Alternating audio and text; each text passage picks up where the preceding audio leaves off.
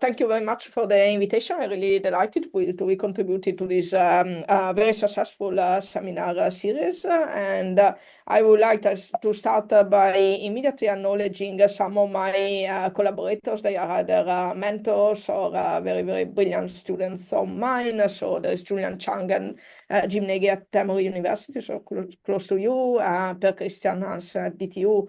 Lotta actually is at Kent State. Paolo Novatti was my PhD advisor, and really some of the research I'm telling you about today started during my PhD. And Mireta is a junior collaborator of mine, currently at Virginia Tech, and Malena was my first PhD student, and now she is a fellow at Oxford University. So also I would like to say upfront that most of the material right in my talk, you can find it in these quite recent SIME review paper that I have together with Julian Chang. And so I would like also to start now by setting the stage for my talk. So in this talk, we'll consider linear discrete inverse problems. So they present themselves in the form of linear systems of equations, or maybe more generally linear least square problems. And they all come from, we can think of a suitable discretization of some Fredholm integral equations of the first kind. And this kind of problems, right, model linear inverse problems. In fact, we can think of, well, in a continuous K, and in this case, the matrix A, like modeling the forward process. The output will be the function G or the discretized vector B, and these are assumed to be known, but the version of, say, G or B that we know are typically corrupted by some unknown noise, right? Some perturbation we can think that enter the measurement process. And what we want to recover is the input function F, or say the discrete vector X. And just to be a bit more practical, right, let's just consider a couple of really popular examples. So the first one would be image deblurring and denoising. So in this case, the data are a corrupted image, and this image is corrupted because it's been blurred by applying, say, a so-called pointer spread function. So this is kind of a kernel of a convolution process, and the kernel is assumed to be known in this setting. And of course, some unknown noise enters the process. So our goal would be starting from, say, the convolution process and having the data, right, go back and clean the image, so to get an approximation of the, say, originally sharp image. Another popular example would be computed tomography. Here, the data look typically a bit like this. So these are this is a so-called sinogram, and is obtained by taking projections of, in this case, a 2D object, and in this case, along a set of parallel lines, right, that are rays that are rotated all around the object, right? And of course, there is always some unknown noise. And again, the inverse problem here would be starting from the projection, like, and knowing the geometry of the acquisition, just go back and recover these 2D objects. Sometimes this is called phantom, right, typically. But just to kind of take it simple, we will, like in the next illustrations, you can just think of this first image deblurring problem, right? So just to say a couple of words about how do we analyze these problems in a discrete setting. Well, maybe the main tool is the singular value decomposition of A. And I'm really tailoring these graphs to that, again, to that image deblurring example I showed you, right? And we can see by, say, plotting the singular values of A, so the diagonals, elements of the diagonal matrix sigma here, that there is quite a fast decay, right? And pretty soon these singular values are numerically almost zero, right? So this has an effect that, well, for instance, the condition number of a matrix is typically very, very high, right? But also they decay really quickly. So in a way, we cannot, there are no evident even numerical gaps, right, between a singular value and the next one. So that also a notion of, say, numerical rank in this case is not easy to define, right? It's a bit imposed. But as far as we have exact data, so if we set ourselves in quite a perfect world, still we can invert the matrix, right? And if we have the SVD, this is really the expression of the solution X of the linear system with respect to the singular value decomposition. We get quite a good, almost perfect reconstruction, right? And we can notice, for instance, these plots are called picker plot, and essentially we show if we consider here the coefficients of the solution with respect to the right singular vector spaces, there is quite a good match between, say, the behavior of the numerator and the denominator here in this expression, right? But as soon as we move away from this perfect situation and we add some noise to the data, okay, or even a relative quite a small amount of noise, right? Things start to get wrong, and this would be the reconstruction that I get by simply solving the linear system as before. So this ideally would be what I would like to be my sharp image, right? But of course, is a really, really bad approximation, and to the point that really the data, right, and the blood image are much better than this one. And here what goes wrong is really the noise, right? And we can see that if we plot again all together the solution coefficients, and these are now built up from, say, a perfect part in a way that was also available in the situation before, and some noise, right? What goes wrong is really this kind of inverted noise, right? And since you can think typically of these singular vectors displaying increasing oscillations when we progress with the index I, right? So these spurious oscillations are the ones that really get emphasized in these bad reconstructed solution or naive reconstruction, because they are the ones that, say, when you consider the ratio of the magenta dots here versus the blue dots, right, these are the quantities that explode and dominate the solution. So in a way, classical regularization methods that are in a way filtering methods, they all aim to, in a way, kind of reduce the effect we have here, okay, reduce the mismatch in the numerators and denominators of these coefficients as we compute the SVD solution in a way, right? So this is simply done by adding, like taking the expression we had really before this expression, and adding per-multiplying each component by a filter factor, right? These filter factors are between 0 and 1, and the closer they are to 0, the closer that corresponding SVD component of the solution will be to be suppressed, and the closer they are to 1, the closer the component is to be preserved, right, in the reconstruction. And here is, I take a generic filtering method, say, and this is kind of the reconstruction, the regularized reconstruction that you get. So I want just to mention two very famous and simple cases. So this would be truncated SVD, right? The first one where you set a truncation parameter and you keep all the SVD components that are before the truncation parameter or threshold, and you drop all the other ones. So in a way, if we take again the same example and we plot this Picard plot, right? Essentially, what I will preserve will be just kind of the well-behaved numerators and the denominators in this kind of expression. Tikhonov is a bit more messy, right? But again, you see that in this case, you keep all the components, but in a way, these filter factors have the effect of matching a bit better, if you want, the numerators decays in this expression and the singular value decays.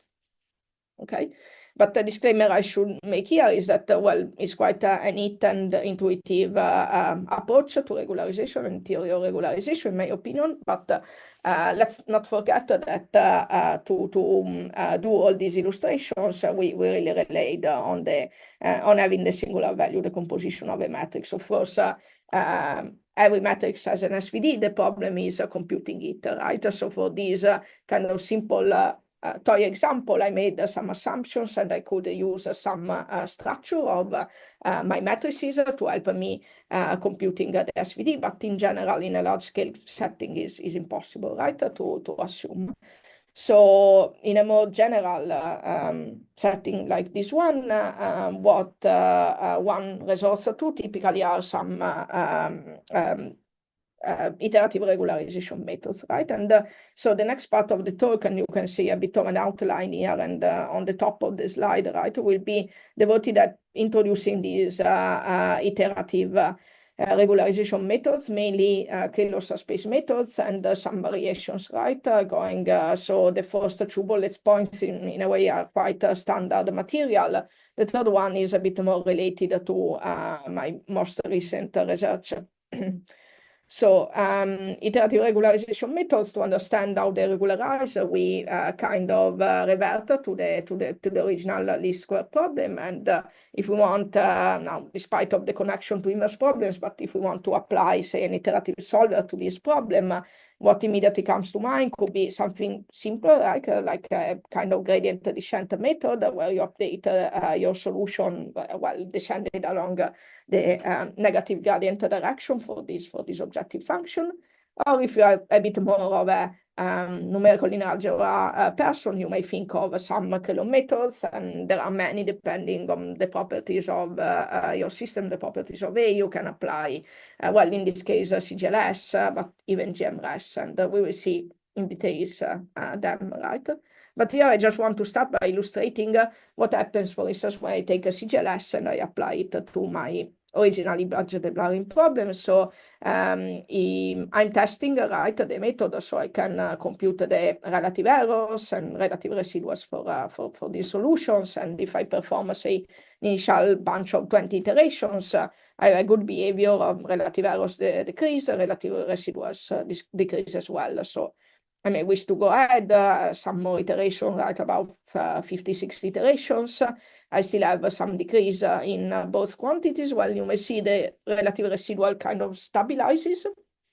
But so I may want to go ahead a bit more, like 80 iterations, and I see that perhaps the relative error is starting to increasing a little bit. And in fact, if I go add with iterations even more, I have definitely some increase, right? And this behavior is typical to every iterative method of this kind applied to a linear inverse problem, and is sometimes referred to semi-convergence. In fact, we have when we start applying an iterative method to these problems, we have an initial regime when the solution, say the approximate solution, starts converging to a kind of regularized solution. But if we go too ahead with iterations, then eventually convergent solvers like CGLS, right, will start converging to really the solution of this problem that is would be the unregularized solution, right? So the solution that we don't want. So in a way, the key to regularize, right, using these methods is to just stop quite early with the number of iterations.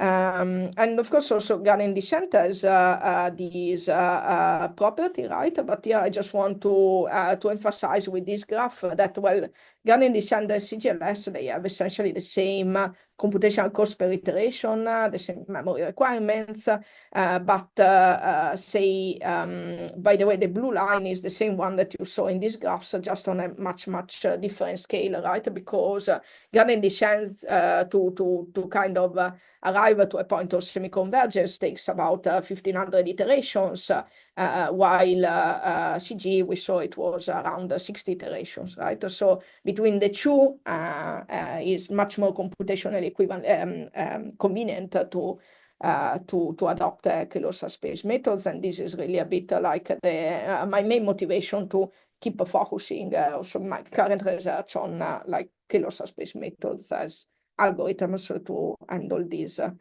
kind of inverse problems.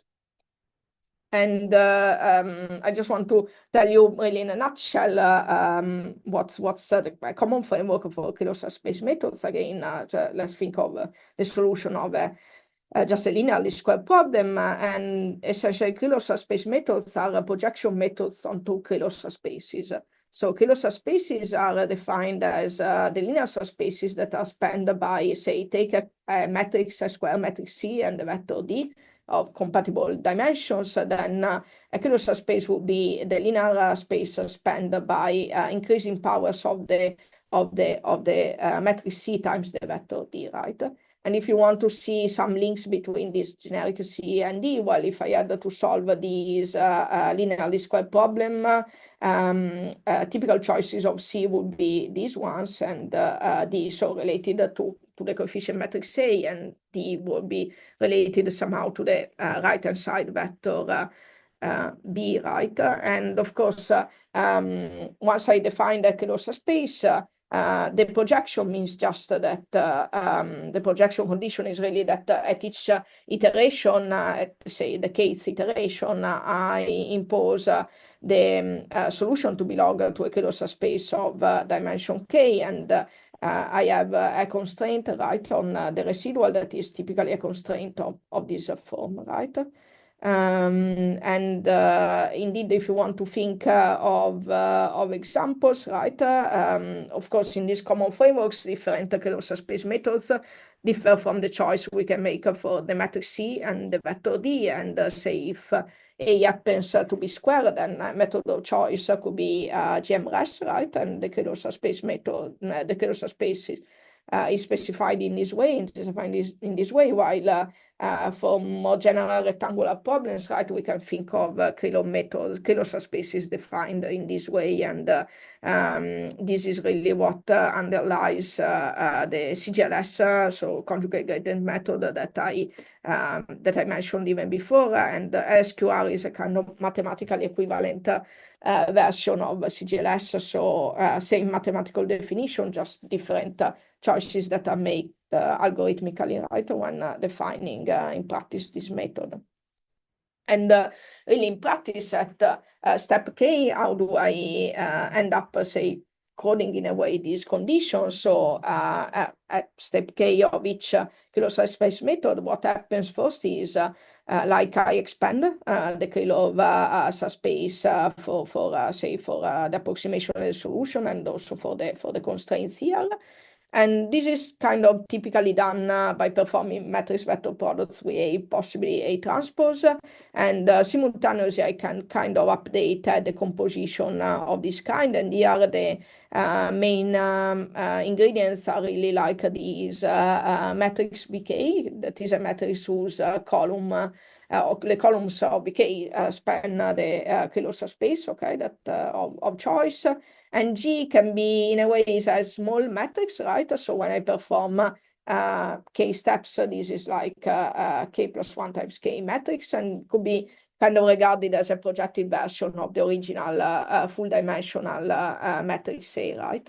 And in fact, like imposing these conditions, the projection conditions really amounts to computing eventually a solution that is given by linear combinations of the columns of V that span really the Krylov subspace, and the coefficients are obtained by still solving a least square problem, right? But a projected one, right? While we started at size, say, order n, right? These, if K is much smaller, like the cost of solving these projected least square problem is really negligible. And F, think of it as a projected version of the original vector B, right? Okay. So now that we came till here, right? The natural question is to think if we are really happy with the purely iterative regularization methods. So as I tried to highlight, right? So purely iterative regularization methods, think of Krylov methods. The main course, right? They are essentially based on just performing number of matrix vector products with the matrix A and possibly the transpose of it, right? But we saw they rely on semi-convergence, so we need a reliable stopping criteria sometimes. So in the example that I showed you, the transition between a good solution and unregularized solution wasn't very steep, but sometimes it is, right? So we need to have a good stopping criteria. And another thing, like if you know a bit about regularization, right? Sometimes is often actually is important to try to enforce some prior properties on the solution, and there is really no obvious way to do this within this iterative framework that I presented to you, right? Essentially, we just iteratively solve a linear system, right? So the alternative would be to look at variational regularization methods at this stage, right? So even simple methods like, so this one is really Tikhonov regularization methods written in its variational form, right? So if we take as desired identity, you end up with, say, a filtering method as the one that I displayed in one of the first slides. This is just another way of seeing it. And just because of these different penalization that you can add, right, on these regularization terms, well, you have the chance to encode maybe different properties that you want to preserve in the solution, right? Because when you jointly minimize, say, fit to data term and this regularization term, you are jointly kind of looking for a small value, right, of both these terms. And typically this term is small depending on the matrix cell when, say, if you make a good choice of the matrix cell when the features of your solutions are preserved, right? If you don't know much about, say, prior assumptions of the solution, you just take the identity and you kind of impose a small fit to data term, but also the solution to be, when transformed back to the forward operator, to be quite closer to your data, but at the same time, the norm, say, of our solution not to be huge, right? So that you penalize at least all the oscillations, spurious oscillations that may appear, right? But the drawback here is that you have to choose a good value of lambda, right, to try to balance the two terms. And here we have an illustration when you can see that, right, by the way, we solve this problem in an iterative way because we are in a larger scale setting. But if you take, say, lambda way too small, you have a regularized solution. Way too big, you have a kind of over-smoothing, right, of a regularization, and you have to somehow strike the right balance for lambda to get a good regularized solution.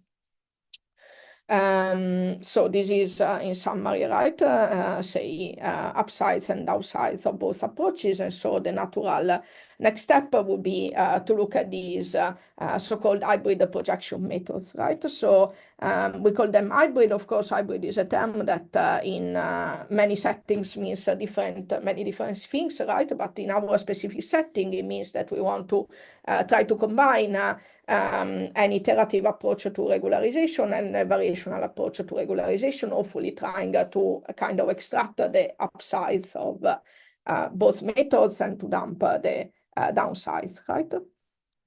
So here is really a scheme, right, that explains how we can go about merging, say, projection methods or Krylov methods typically and Tikhonov regularization. And let's start with a simple case. So when I want just to penalize with the 2 norm squared of the solution, right? So in the starting point, of course, is the full dimensional unregularized problem. And I can go down a route that says, well, first I regularize my problem. So I just impose Tikhonov regularization. I consider Tikhonov regularization.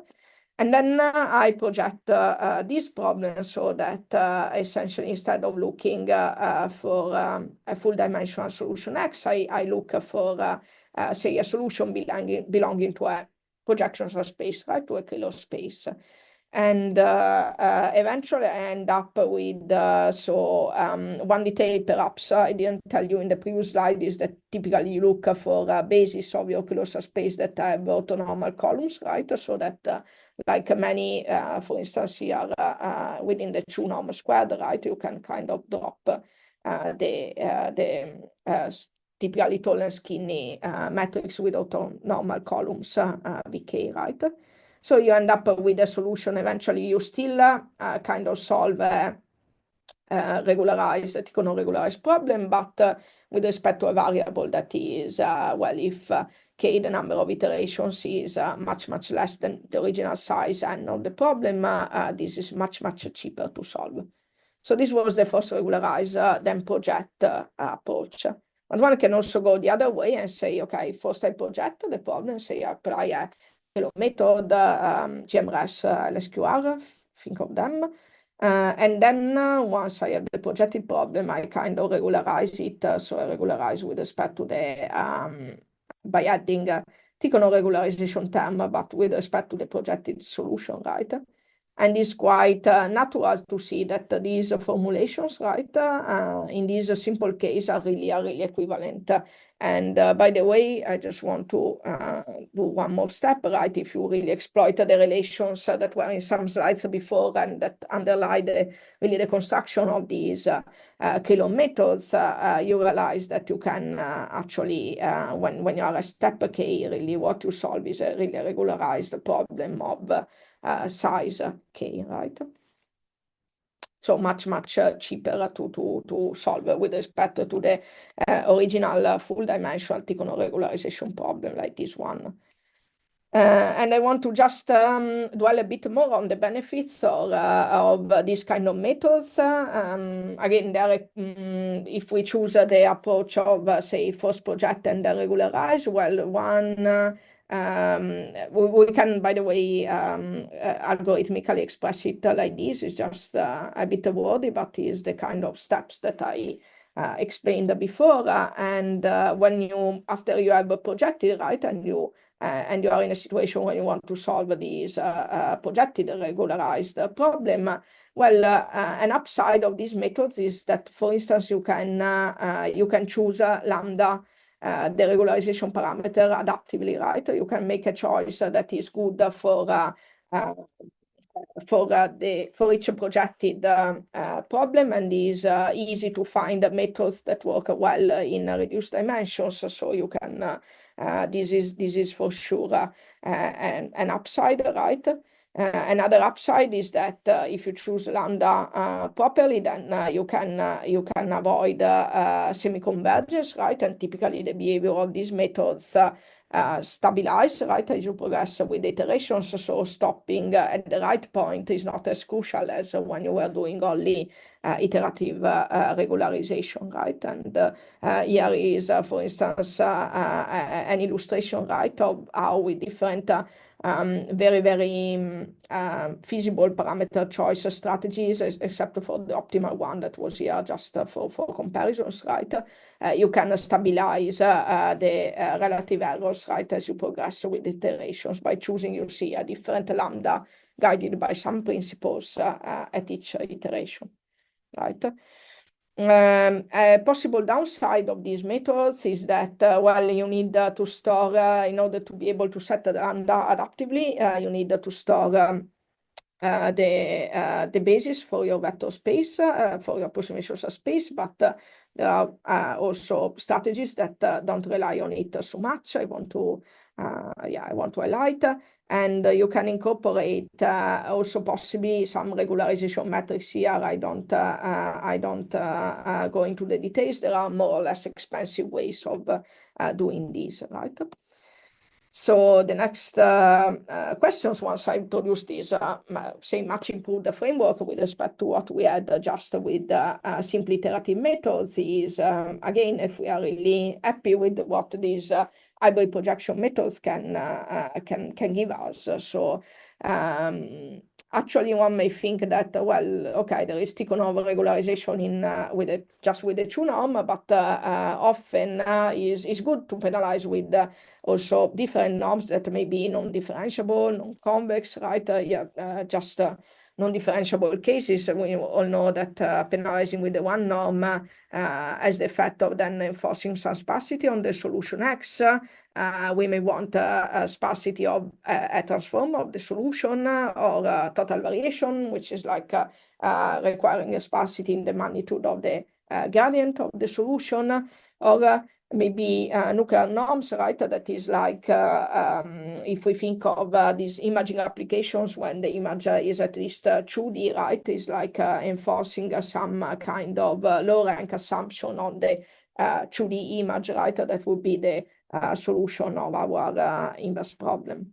So this is one thing. Another thing is that often, right, in real life applications, really knowing exactly the forward operator is a bit of an idealized situation. So at least, right, we should a bit relax this assumption and think that our matrix A depends on some parameters, as perhaps really few parameters, but still that they are unknown. And so say a good regularization method should be able to deal with this situation as well. And the last point, right, is that later in our communities, there is always, I mean, has been proven, right, that the most successful regularization methods often are the ones that are data-driven, right? So you have, if you have availability of, say, training data, you may want to use them to inform the design of your regularization methods, so in this case of hybrid projection methods. And here, since I have less than 10 minutes left, I'm aware a lot of slides, right? But I just want to hopefully just give you a bit of an idea of hopefully the material, the basic material that I explained before is clear, and here I just jump on some really extensions, right? So to handle all this extension, the common thing is that we need some non-standard, what I like to call some non-standard Krylov projection methods, right? And let's start from, say, some p-norm regularization with p less or equal than 1. And here the approach we follow is, well, first of all, we need to smooth a little bit this non-differentiable regularization term, but this is kind of a standard practice for many, many methods.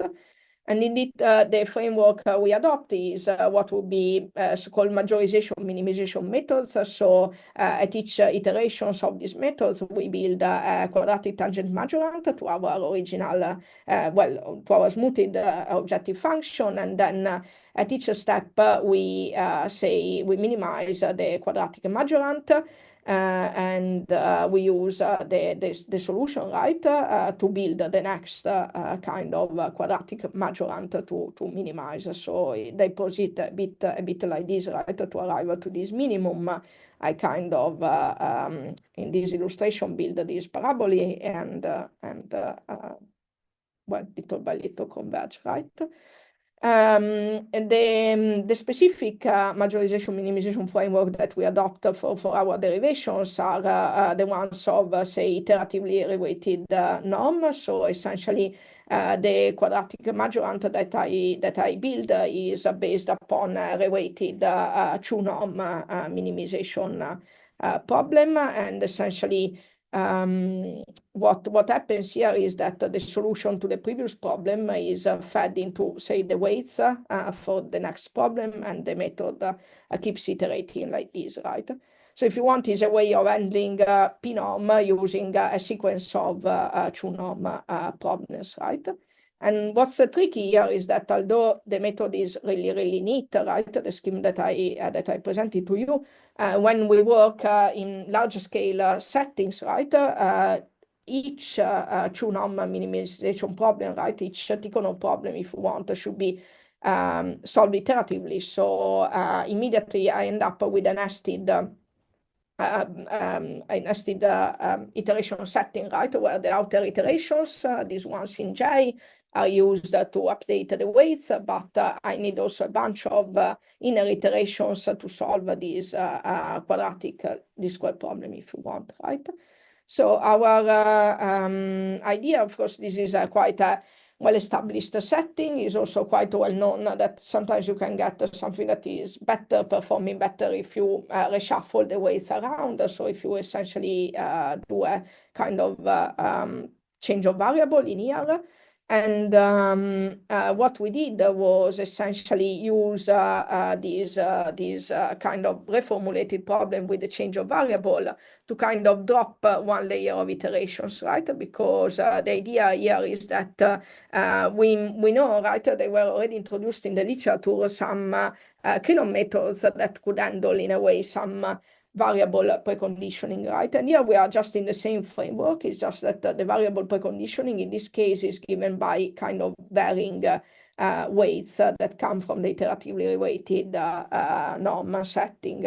And of course, this is eventually, right, methods, the formulation really reads a bit like the hybrid projection methods that I showed you before, right? But the approximation of subspaces something that is a bit more messy than before, right? Technically, this is not a Krylov subspace in the classical sense anymore, but is a space that is modified by the application of these weights, really. And we will see in an illustration now really soon that these weights have a favorable effect on the regularized solution, right? So for instance, here we can consider these the blurring star cluster test problem. So here the solution in its own domain is quite sparse, right? The only non-zero elements are the whitish stars. This will be the observed image. And here I compare something that happens like with just these lines right on the top. Well, I'm showing, first of all, like the history of the relative errors, how they evolve as we progress with the iterations of our methods. And like methods like LSQR and the hybrid version are simply not fit to get to a high accuracy solution, right? While when we adopt this kind of modification in a flexible way, flexible methods with the variable weights, that's essentially what we obtain, okay? All the results here, all the good values, lower values of errors at the bottom. And this really happens because if we look, remember the basis vectors for a standard method like LSQR, standard Krylov methods, were just vectors obtained by, say, multiplying the previous vectors by A or A transpose, right, and orthogonalizing, while so eventually you end up computing the solution as a linear combination of this kind of images, right? So here are the basis vectors that are just reshaped as an image because, well, for these applications, essentially, you can see them in this way, right? You obtain linear combinations of these images, and you see that the structure and the sparsity is quite soon lost, right, in these basis vectors, while if I modify them to weights that are really dictated by that iteratively weighted norm framework, the structure is still there, right? And by combining, say, images of this kind, I end up with a much better solution for this setting.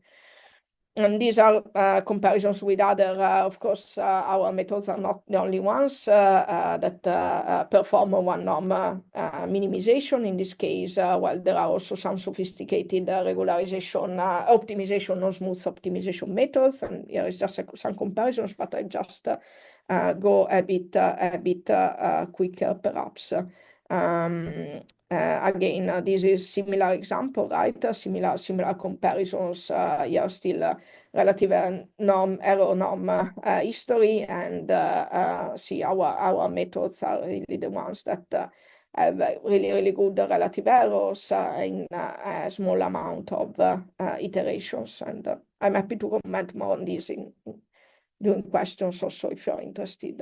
Here is where we tried to apply it to some tomography problems. Still with here the peculiarity is that we use some wavelet transform to impose well, sparsity of the solution. This is an example where we do it's not just the blurring, but it's also in painting, because there are random bigger corruptions of this image. And here we use some nuclear norm regularization within, again, these are all methods that are based on these flexible Krylov subspaces. This is an example with total variation. Again, we compare, say, what happens with our flexible methods. We have different versions, right? For instance, this one with other say, more standard solvers that don't use flexible methods. And if you use just the standard Krylov method, this is like the reconstruction, right? So all these images, okay, none is really perfect, but this one is the one. The best one, right? And is obtained with a flexible method. Maybe I'll just skip this one, happy to comment, because it's the one, yeah, I wasn't sure if I would be able to cover this, right? But it's the one that deals a bit with some nonlinearity. So happy to, well, leave the slides or anyway comment more on it. While this part, the one that is related to what can we do with training data is a bit more linked to all the material I explained till now. So I think I'm just going to conclude by mentioning some approaches, right, that we adopted to kind of combine these hybrid projection methods with also non-standard Krylov methods with the training data, right? And yeah, the framework is that, well, a really common framework to adopt to merge this variational regularization and, in a way, availability of data, exploit the data we have, is to set up a bi-level optimization problem of this kind, where, say, each, well, the regularization problem, the regularized problem that we want to solve now, may depend on a number of parameters, right? So, for instance, the norm of the fit to data term, the regularization parameter, of course. If I consider a regularization matrix, there could be some parameters defining this regularization matrix, and of course, the norm of the regularization terms as well, right? So I can see, in general, like these regularized problem that I would like to consider to depend on a number of, say, hyperparameters, right? Specified also here. And the quality of the solution really depends on the choice of these parameters. So the most natural way to make a kind of informed choice of these parameters, so to maximize the quality of the solution, at least on a set of training data, is to say, all right, I want to essentially learn these parameters by minimizing some kind of averaged true norm squared error between, say, the reconstructions, okay, they are obtained with the parameters, and the exact data that I use, the exact solutions, sorry, that I use for training, right? But since the reconstruction is obtained by solving a minimization problem itself, this is really a nested optimization problem, right? So the outer one to set the parameters and the inner ones to really get the reconstructions for each set of considered parameters. And again, this is not something that we invented. It's quite a common framework. But what we ended up doing is to try to solve it to enhance the performance of really some lower level solvers that are hybrid projection methods, essentially. And here are some experiments, right? We used for an image the blurring test, for instance, and you can really see that here I think we have the relative errors for a bunch of training images that we considered, right? And you can see that really the ones, right, each dot is a reconstructed image, and the ones that are obtained by jointly setting the regularization parameters, right? All these parameters according to the bi-level setting are by far the best ones, right? And you can see also in the quality of the reconstructions. This is another example, right, where we do tomography, and the reconstruction should be really, really smooth, and we evaluated again like different error metrics. But yeah, I really need, I think, to wrap up at this point, right? So hopefully, even if I rushed a bit at the end, I hope that I convinced you, right? My take-home message will be something like, why don't, depending on your familiarity with Krylov method, why won't you consider, or maybe just keep using Krylov methods even in non-standard ways, right? So if you want to also look a bit more material about what I presented, and you want to try test problems yourself, we have these two toolboxes, right, that you can freely available in public, and you can try. Again, there are these are a number of assumptions that I can foresee, right, for my future research, really. And again, I want to thank you for your attention. Thank you.